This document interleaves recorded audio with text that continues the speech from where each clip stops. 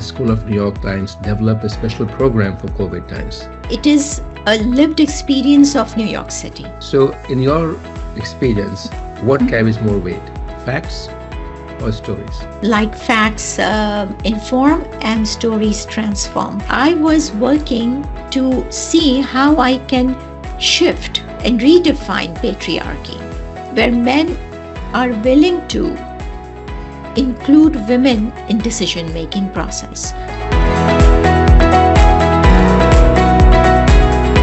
I'm your host, Anupam Satyasheel. I'm the founder and CEO of Outcomes Advisory. And today we have the honor of having with us Dr. Dilshad Dayani. Dilshad is a multifaceted professional. She is an educator, a journalist. She is a scholar. She is an advocate of human rights. But most important, she is an incredible human being whom I have known for more than 2 decades. She is an adjunct professor at Teachers College at Columbia University and a part of faculty at the New York Times School. Dilshad spends time between New York City and Dallas, where she has her family. I have seen very few people who are so passionate about women's rights, immigrant rights, and more so for the rights of young children, mostly girl children. Dilshad, it's an honor to have you here. Thank you for finding time. Thank you so much, Anupam, for having me. Dilshad, there are very few professionals who actually communicate on the number of media you do. You do on video, you do on radio, you do in real classroom. Your experience, which is the most appropriate medium as of today, which is most effective? I think, Anupam, that if you talk to me about the modalities, I've done a lot of modalities, especially like radio, television, classroom, open platforms, going to places and doing temporary workshops. So I think personally, right now, I still find I won't say my opinion about it. Since we ask the students who take our classes, and we ask them, and that is a comparison between COVID and now, and if they would take an online course. So there are two things. I will be very clear. One is the nature of the course, what you are teaching. So, what I teach is about negotiations, mediation, and role play. And most of our courses that we teach under organizational leadership are experiential based. They have a lot of activities and role play.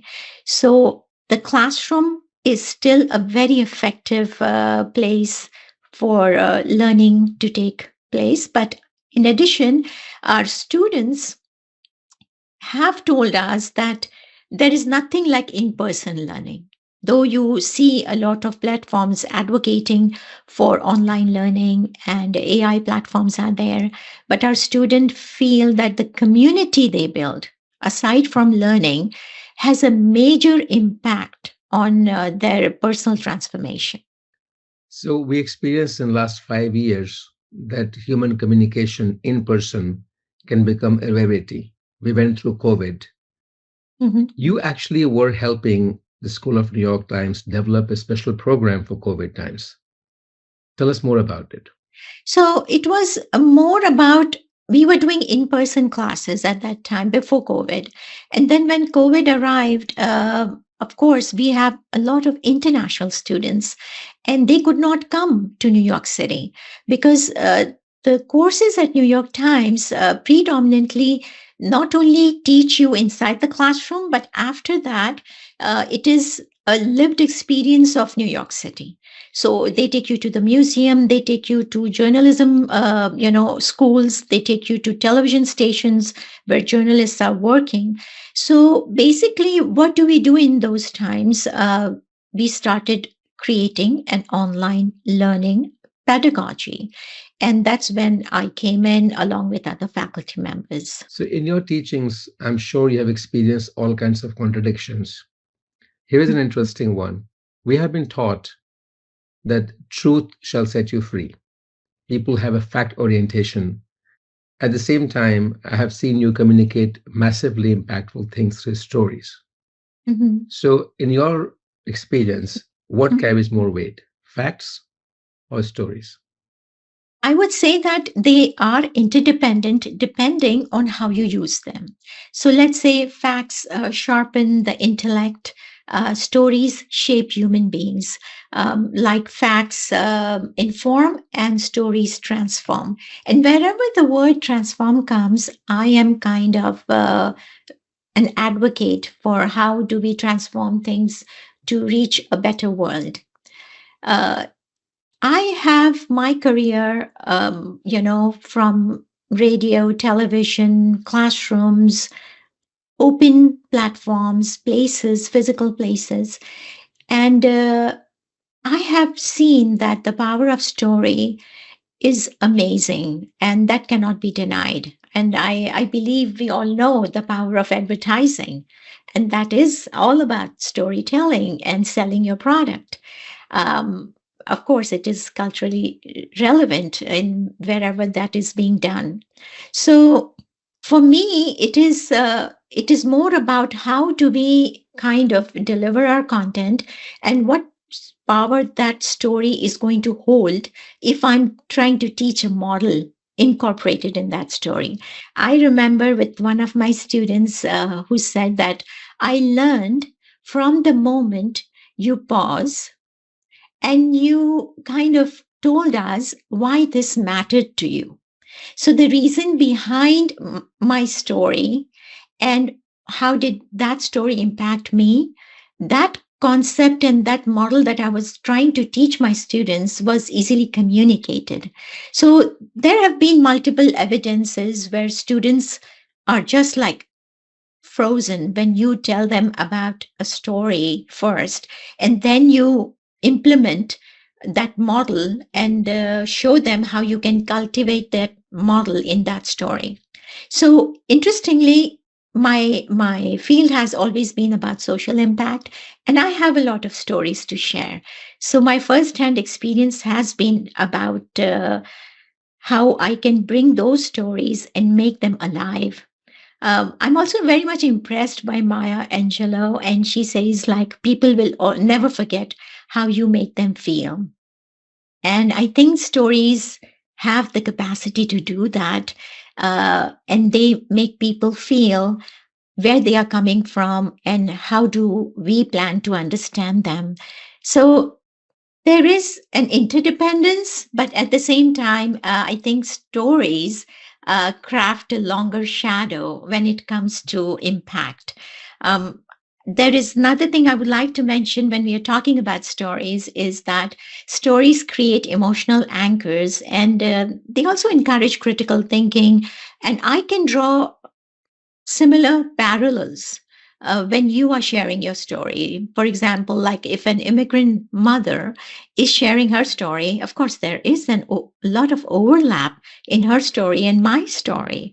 So that builds empathy, that builds resilience, and that also builds a connection that we often miss, that stories have the capacity to build the cultural gaps and enhance empathy.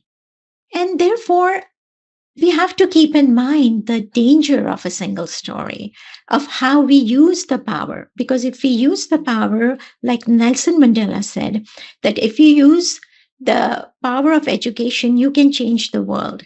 And in this whole domain of education, the power of stories are critically important. Absolutely. I loved your line that facts inform and stories transform. We are experiencing a power, a force, which both informs and transforms, called AI. In the era of AI, where everything can be hyper customized and personalized, what is education? You are an educator, you are a published author of multiple books. What does education look like to your deep insight over the next few decades? I I think that we have the ability to kind of define and redefine as we go by. AI is a tool that is giving us everything on our fingertips. So I personally feel the process to a large extent is being eliminated. And learning, when we talk about in depth learning, deep learning, if you go fast and eliminate the process, it will not happen that way. So we got to be very careful. And I'm working in, in capacities where we are trying to see how we find the proper ethical framework on how regulations for AI could be built, and to what extent we should be using AI, and that it would not be detrimental to the future of education. Because when we talk about real learning, it is about a connection of knowledge and information with our lived experiences. It's not just data to be consumed, and you have so much data in AI, but how do we critically uh, connect with our lived experiences? Because when we talk about real learning, it is when people reflect, they struggle, and they connect ideas to their own lives and shape the worldview of where they stand in the largest scheme of things. They also say that media informs, experience teaches us, and reflection transforms us. So I define the transformational aspect of real learning, which further integrates emotion and cognition to deepen the understanding and retention capacity. So, when you get so much data, unless and until the process is diving deep down in um, your own cognitive capacities, and you are sitting with it, you are reflecting, you are journaling, you are visualizing, then that will give you that in-depth learning, which will define your evolution. Now, peer interaction, as I told you, that the classroom model of how children appreciate being there, having that energy in the classroom, talking to each other. And the students come from diverse backgrounds and diverse parts of the world, and no institution can substitute through books that experience. When you're talking to someone from, let's say, Saudi Arabia, and they are giving you their personal story of how they grew up. So these kind of things is very difficult when we are talking about AI, and also the connection between one human to the other. And we transform theory by exchanging perspectives. And one of the things that you get to learn when you are with people is how to shift from perception to perspective. You hold your own perception, but when you meet other people in a group setting, when you're having discussion, that is applied wisdom. That is when you shift from perception to perspective. I think as we go by, educators, lawmakers, journalists, scientists, everybody is going to redefine of how much they want to engage with AI, and whether that is really beneficial in the process of in the process of gaining knowledge and connecting it to their own experiences, and making it real learning. So learning can happen in various formats, and the future of AI, if used as a supportive agent, is very promising. But if you use it to kind of make it very easier as a process, then perhaps you may not gain much. But temporarily, yes, the benefits are there. That is quite some insight into how AI can actually change things. Yeah. Switching gears, Dilshad, you have seen so many lasting cultures, lasting cultural values, and procedures and practices from rest of the world. Mhm. How do you recommend the one integrates them with the Western paradigms? We have heard the famous lines, the East is East, the West is West, and the twain shall never meet. but clearly Mm-hmm. they have met and they Yes. have created an amalgam which is larger than the parts. What do you think is going on now with all the shifting trends? And what does the future look like to your insights? I think I am a big advocate of historical memory, cultures, respect for different cultures.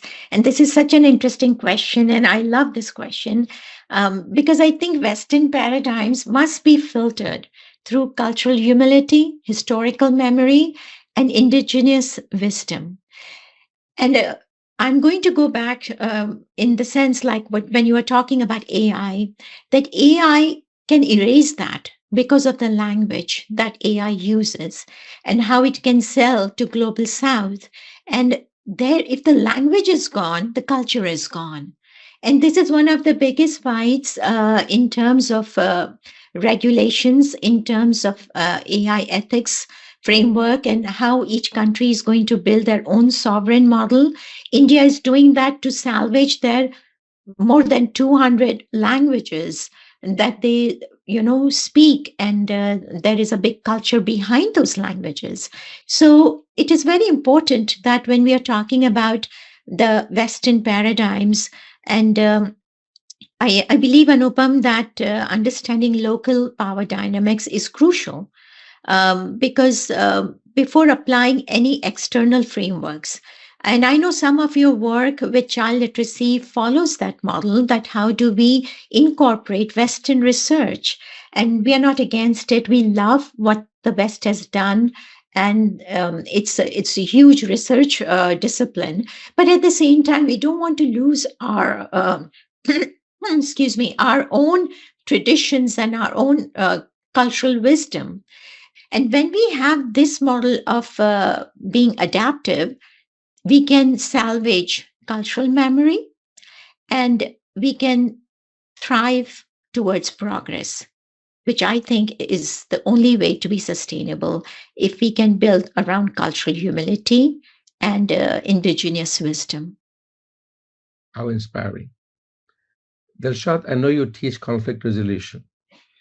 I also know that you actually practice conflict resolution in some of the hotbeds, like Southeast Asia, South Asia. Yeah. They are strong cultural values which conflict with each other. There's language barrier, there is gender barrier, there's caste, creed. There are all kinds of conflicting headwinds opposing each other. In that kind of space, you Mhm. actually practice conflict resolution.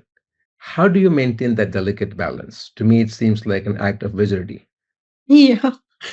Initially, I thought it was exactly the same. I thought it exactly the same way, and then I realized that culture is not going to be an add-on for me. That is going to be my framework. Faith is not going to be an add on. That is going to be a part of my framework. And therefore, since I grew up in South Asia, I know the sensitivity. That's why I was talking to you about local power dynamics. You cannot and should not run a program if you are not familiar with their culture, with their faith, with their norms, beliefs, traditions, because that is their asset.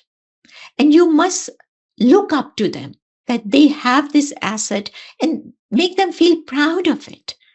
And I think when I, kind of undertook this huge task of teaching conflict resolution, strategic communication, I had to be very mindful on how these women are going to learn because I was working to see how I can shift and redefine patriarchy where men are willing to include women in decision making process.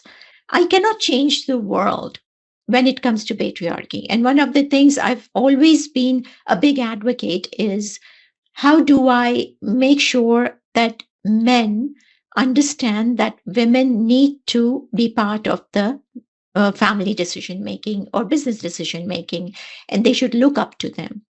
So one of my favorite thing was to ask these women to be very humble and patient with their learning and use it in their home with their children and with their husband and extended family members. And I told them that this is their task when they read, when they go home after learning the concept from the class. And their certificates are based on what is the impact. So for the last 7 years, the impact has been phenomenal. Like every batch comes, it is above 80%. And my confidence kind of kept on thriving on this kind of impact that we can teach them by using those sensitive spaces and being respectful about it. So there were 3 to 4 things I did. First, I asked these women, because the literacy level of the group of women that I teach is very different. So few know how to read and write, others don't know how to read and write. So it even reading and writing have different degrees of competencies. So I thought about, I'm teaching these concepts of negotiation and strategic communication, and how am I going to check if the learning is translated and they got the concept, and how comfortable they are? So I asked them if they are good at art. And fortunately, many of them are very good in art. And therefore, I used handicrafts, I used art, I used other mediums that they are comfortable with. And I translated these concepts into artifacts which they can take home and open a Pandora box in terms of conversation, and use it in the home to convey this concept. And it helped a lot. And we used poetry, we used art, and there were few things that made me feel that this whole program is a co-creation with participants in order to preserve the authenticity of their culture, of their faith. And integrating local narratives increased my buy-in and my relevance for the program. Patience was extremely essential for me, and I did not want them to kind of adopt things uh, just the way I said it. So there was a lot of classroom discussion because I take these classes live, and the students come and they share their questions, their queries. And recently we just finished our certificate program, and the mothers, there was a big certificate ceremony, and they came and gave their testimonials. And one of them said that this is the first time she stood on stage and spoke about how she has transformed, and how her husband says this is the best version of hers after marriage.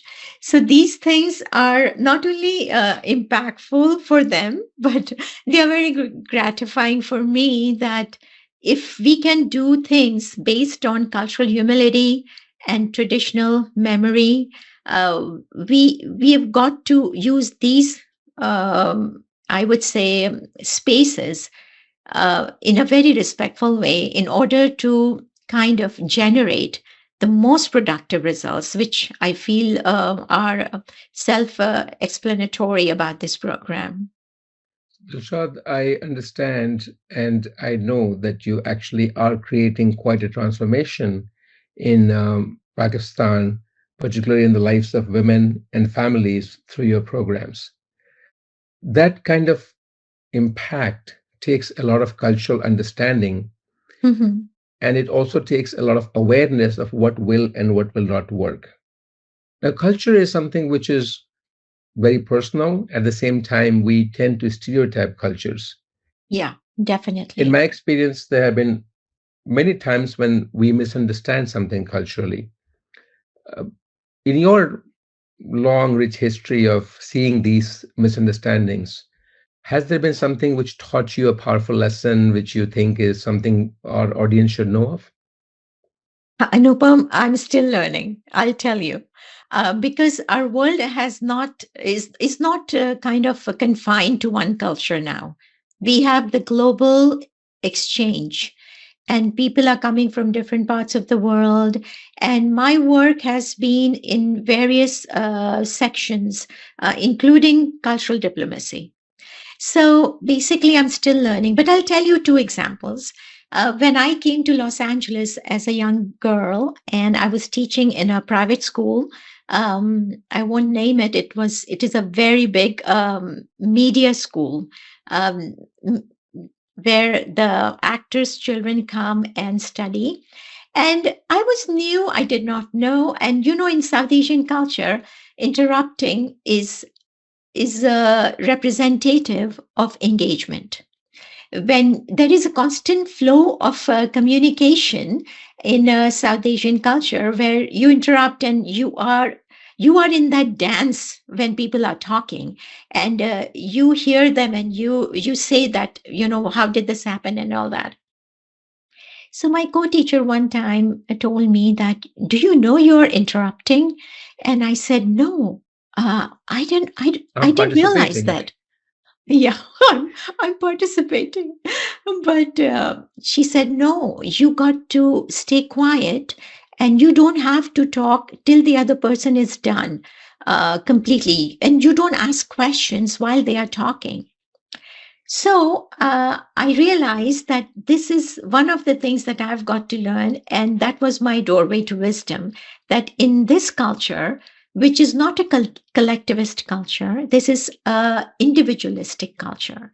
And they have their, ways of communication, which I need to respect. The other one, and I know, Anupam, you will know this very clearly, and perhaps, I don't know if you had this experience. So when I came to this country, I would stand very close to the person that I'm talking to, because that happened. This is the usual practice, in my culture. We stand very close. So they also told me that you're too close. You need to step away. And then there is that spatial distance that you need to maintain. So every culture has this distance which need to be maintained when you're talking to them in person. And that is, I don't have the exact number right now, but there is that distance of inches, so many inches you have to stay away in order to make the other person feel comfortable in a certain culture. So these were the two things, and there are many, many stories, and I'm still learning certain things. When I come in contact with the German students, or I'm coming in contact with the Saudi students, or certain students from Indonesia who are excellent listeners, but do not talk much, or confront, or argue, or ask questions. So people come from different parts of the world, exhibiting different behaviors that I am learning. And as you said about the biases, so I'm staying away from those biases by going to the student and learning about their cultures. Dr. Malcolm Gladwell, I remember you once spent some time with him. He writes a very powerful story in one of his books about a Japanese plane which Mhm. crashed because they had a difference in where it was supposed to land and what it showed on the coordinate. And in the black box was recovered later on, and they heard the conversation that junior pilots just kept telling the senior pilot that he was going wrong. And they wondered as to why they did take control of the plane, why didn't they push him away and start taking the plane in the right direction? And he brings the insight of that's the power of Japanese culture, that they will never ever disobey a senior, and they might as well lose their life. And that's the kind of cultural hardwiring Discipline. one can have. Yes. Yes. Switching gears in interest of time, Dilshad, to the world, it seems like you are somebody who has it all. You are a professor at an Ivy League university.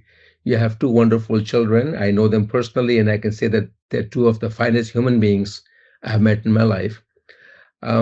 You have a great husband, and I recently saw a family picture in which I believe your mother-in-law turned 100, and there was a family picture of everybody. Mhm. Seemed like picture perfect. To the world, it seems like you have it all. I'm sure it has been a balancing act.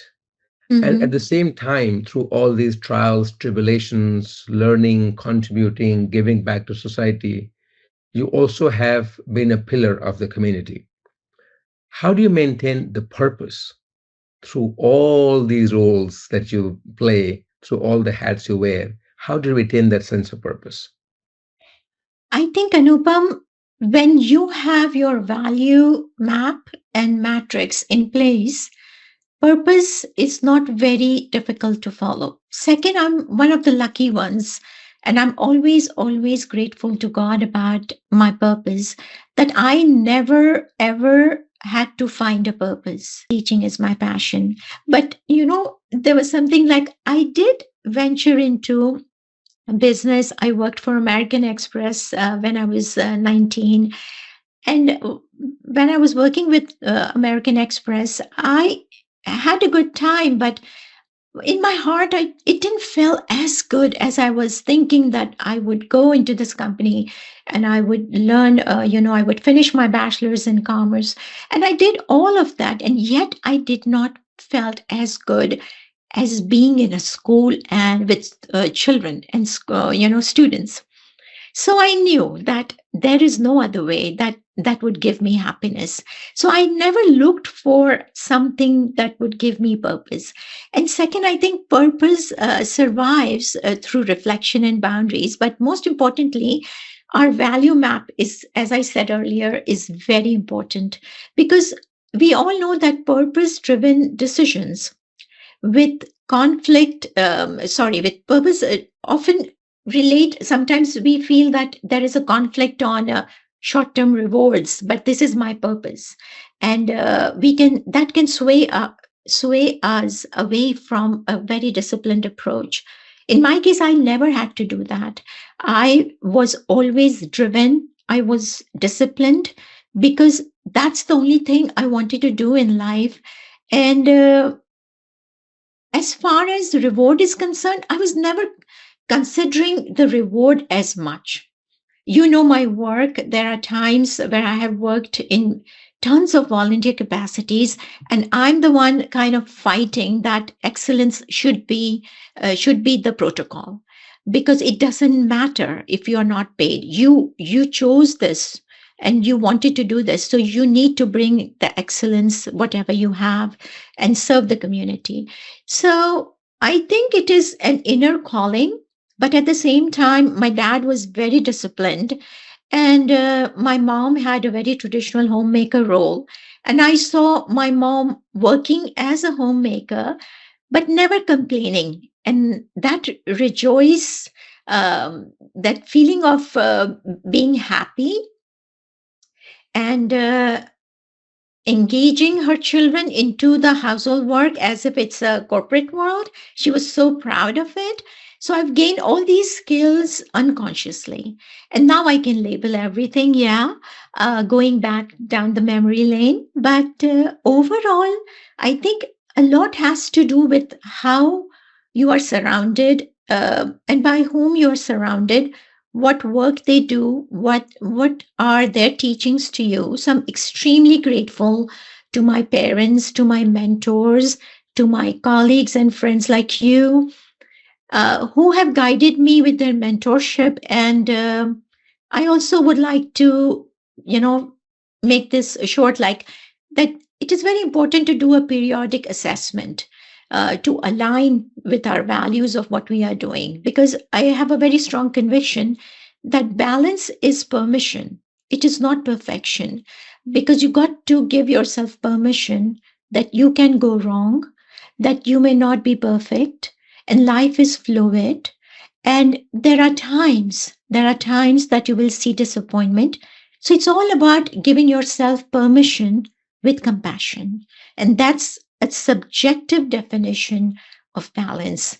And what's one should not buy balance and think that, oh, I'm juggling according to the Western norm or the Eastern norm. It is a very subjective and reflective experience and process. Dilshad, you have touched thousands of lives, maybe hundreds of thousands of lives. You are creating quite a legacy. And what I like a lot is that you're doing all this while being 100% authentic.